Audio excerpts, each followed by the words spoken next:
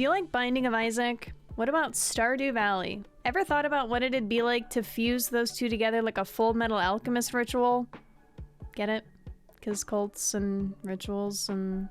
yeah, you get it. Well, in the extremely slim chance you were wondering what that'd be like, I'm here to tell you that it is surprisingly fucking awesome. In this video, I'm gonna be giving you guys the rundown on the roguelike, farming sim, Neopets-esque magic of Cult of the Lamb. Cult of the Lamb is a game developed by Massive Monster and published by Devolver Digital. It was released on August 11th of 2022. Massive Monster has a history of making games with super cute art styles and far-out concepts, so Cult of the Lamb doesn't appear to be too much of a stretch for them. Devolver Digital is practically a household name at this point, and notoriously publishes banger games, so I highly doubt I need to spread the good word on them. The game begins with you, a cute, adorable little lamb, being sent to your execution. You're the last of your kind and about to be finished off by the 4 bishops of the Old Faith. Killing you will prevent the prophecy from being fulfilled and allow the Old Faith to be preserved. Bad news, you do in fact get your head cut off. Good news, you make a deal with an all-powerful being moments later and come back to life. There are, of course, a few conditions though. You must form a cult in their name and kill the 4 bishops of the Old Faith. Shouldn't be too hard, right? Before I get into the rest of the details on the story, I want to explain the gameplay mechanics first. This is the biggest chunk in the video, so strap in. The gameplay is split between 2 contrastingly different objectives. One is entering dungeon areas to slash your way through a bunch of monsters until you get to the area's boss. The other is taking care of your home base by recruiting followers, gathering resources, building structures, and occasionally cleaning up poop and vomit. First, we'll get into the specifics on the dungeon crawling aspect. There are 4 different dungeon areas in total, each unlocked by having a certain number of followers. These areas are Darkwood, Anura, Anchordeep, and Silk Cradle. Each area is home to one of the 4 bishops of the Old Faith. These dungeon runs are called crusades, and each one is randomly generated. You get a random weapon, either a dagger, sword, axe, claw, or hammer, and a random curse. Curses are like spells, each one is unique and has a different function. Every crusade has branching paths to choose from and multiple NPCs to encounter. Clawneck is a mysterious being that'll offer you tarot cards from a deck you have unlocked. The cards provide special bonuses, and more cards can be unlocked by buying them from other vendors in the game. Kudai is a blacksmith that'll let you swap your current weapon or curse for another one. Helob is a merchant who sells followers and will eat them if you decline the offer. Most of the time, Helob sells them at a discount or gives them away for free, so it's usually a good idea to just take the follower, lest they become the spider's meal. Rakshasa is a bug that'll sell you food or seeds to take back to your camp to feed your followers. Fornius is a cat that sells usually a blueprint, follower skin, commandment piece, or tarot card. Ratu is the brother of Ratau and will either give you some free hearts to refill on or will offer a challenge for an upcoming combat room. At the end of every crusade, you'll meet a mini-boss that you can defeat and convert into a follower. After 4 crusade runs in one area, you'll fight the big baddie Bishop Boy.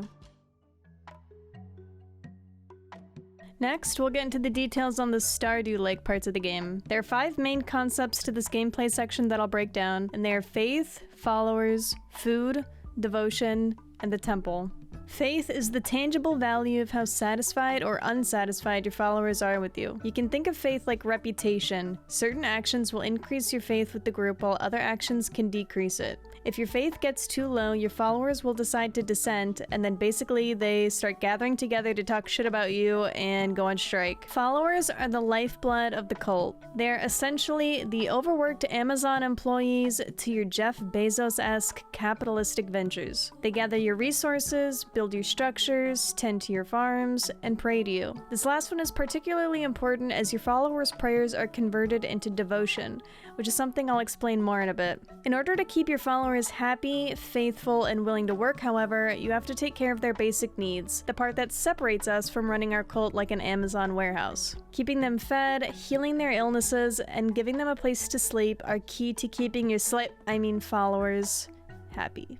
Along with being a key source to your followers' satisfaction, food gets its own subsection for being just a bit more important and more in-depth. Along with a faith meter, your cult also has a hunger meter that needs to be kept up with. Apparently, your followers can do anything else you ask of them except cooking, so you're the one in charge of feeding all of these mouths, and the more followers you have in the cult, the more meals you'll need to cook to keep the hunger meter up. There are a variety of meals you can cook and ingredients to gather, primarily fruits and vegetables, or fish and meat. Eventually, you can build farm plots at your base where you can plant seeds to grow fruits and vegetables for dishes. A fishing minigame is quickly unlocked near the beginning of the game, and the fish you catch can be used in cooking. Most dishes provide both buffs and debuffs, such as increasing devotion output at the cost of possibly puking or pooping on the spot. And yes, you have to clean up your followers' puke and poop, at least until you can build the facilities for them to take care of it themselves. Devotion is the tangible resource of your followers' love for you. Whenever a follower prays to your statues, they generate devotion that fills a bar at the top of the screen. When this bar fills, you can purchase new structures and upgrades for your camp. These include things like farming settlements, beds, outhouses, or a pillory if you feel like dishing out some medieval punishment to those naughty dissenters. Devotion is essential to progressing your camp and in turn, gathering more resources and making the upkeep on your followers easier. The temple is the beating, bloody, sacrificial heart of the cult. It's the place where you congregate with all of your followers and lead your followers into a variety of activities. Here's where the loyalty of your followers can actually strengthen you as a cult leader, whether that's improving your weapons and magic in crusade runs, or performing rituals to make your harvests more bountiful. Sermons are an activity that can be performed once a day, and it's important to do since it's basically the equivalent of a daily in an MMO, except the in-game clock is much faster. Sermons gather energy from your followers that fill up a sermon bar. When the bar is full, you can select a new upgrade within a skill tree. The skill tree expands your weapons and curses in crusades. Crown upgrades are purchased to increase your lamb strength in combat, as well as the hold you have over your flock and the specifics of what you can command your followers to do. These upgrades come in 3 categories: Commandment Stones, Bishop Hearts, and Holy Talisman pieces. Commandment Stones require 3 pieces to become whole, and they're acquired in a few different ways. These are used to unlock doctrines, which require a more lengthy explanation, so I'll get to that in a bit. Bishop Hearts are obtained when killing one of the 4 bishops of the Old Faith. They can be used to purchase a new crown ability, with there being 4 in total to unlock. These include perks like gaining a blue heart by eating once a day, or being able to teleport back to camp at any point during our crusade run. Holy Talisman pieces unlock new fleeces. The talismans are assembled by collecting their shards from side quests and NPCs. Rituals are next in the list of temple activities and are probably the most cult-like thing you can do in this game. This is the part of the game where you can perform rituals to marry your followers, force them to work for 3 days and nights without eating or sleeping, or sacrifice their souls in the name of making their powerful lamb leader stronger. New rituals are unlocked through story progress and doctrines, and a variety of different rituals are available to perform. Each ritual has a long cooldown, requiring several in-game days to pass to reset. They also consume a great deal of resources, mostly bones, requiring you to slay as many enemies as possible to use them regularly. And finally, we have doctrines. Doctrines are your cute little lamb equivalent of Jesus's commandments, except you can get a lot more than just 10. Doctrines are the rules you set for your cult, and new doctrines can be unlocked using those commandment stones I mentioned earlier. There are 5 different categories to choose from when unlocking a doctrine. After selecting one of these categories, you'll be presented with 2 choices to choose from, and whichever you decide on will become a rule for your cult. Doctrines and rituals often work hand in hand, meaning a lot of doctrines can come in the form of unlocking a new ritual. For example, you can choose between unlocking a ritual that extorts gold from your followers to add to your supply, or another ritual that has you pay gold to your followers and boost all of their loyalty levels. Circling back to the beginning of the video, we left off making a pact with a supernatural being named the One Who Waits, and vowed to start a cult in their name and slay their enemies. Shortly after this, you meet Ratau. I'm not sure if that's actually how you pronounce his name, but that's how I pronounced it. Your precursor that assisted the One Who Waits before you. Ratau gives you the lowdown on everything you need to know, including how to fight, recruit followers, and build your base. As you recruit more followers, you'll be able to unlock new areas and kill a bishop residing there. After defeating every bishop, you'll be able to visit the One Who Waits and tell them what a good little obedient lamb you've been. They inform you that to reward your good behavior, you have to die.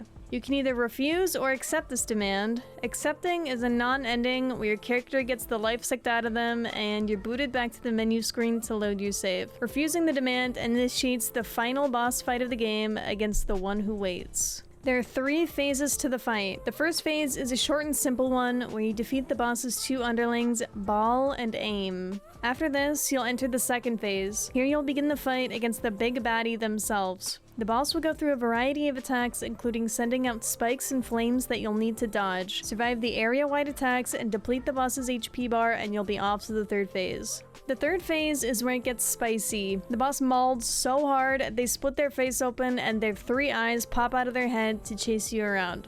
Kill the sets of eyes twice while dodging a bunch of fireballs, then deal the killing blow to the boss. The boss then becomes its cute baby form, and you can either enact your revenge by killing them or be merciful and spare them. Sparing them converts them into a follower of your camp and they'll gain the immortal trait, meaning they'll never die of old age. Well, I think that about covers everything, right? I told you who made the game, what the gameplay is like, what happens in the story.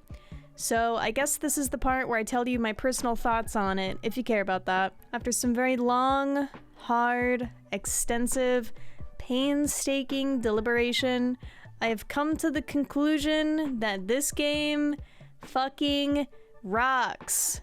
The cute art style contrasting with the dark depictions and story, the fluid and smooth animations, the addicting dungeon runs and options of weapons and curses and paths to take, the customizability of your cult and the way you can design how you want things to look, the recruitment of followers and how you can design them yourself or even let your Twitch chat make a follower in your camp. Just to balance out my circle jerk here, I do have to bring up some of the negatives. My only issues with this game were that I ran into several bugs that made me have to restart my session, meaning returning to the menu or closing and reopening the game. Once, I somehow glitched out an enemy in a dungeon by killing it so fast during one of its animations, I don't think the game even recognized it as being dead, and I was stuck in the dungeon run and had to restart. Several times, the Twitch integration extension bugged out and I had to restart. It forced me to stay in the camp by saying that Twitch chat was voting on stuff when nothing was being voted on. The Twitch chat raffle to become a follower was also pretty buggy. One time, someone in my Twitch chat won the raffle, but it bugged out so hard that they kept becoming the automatic winner in the next 2 raffles as well,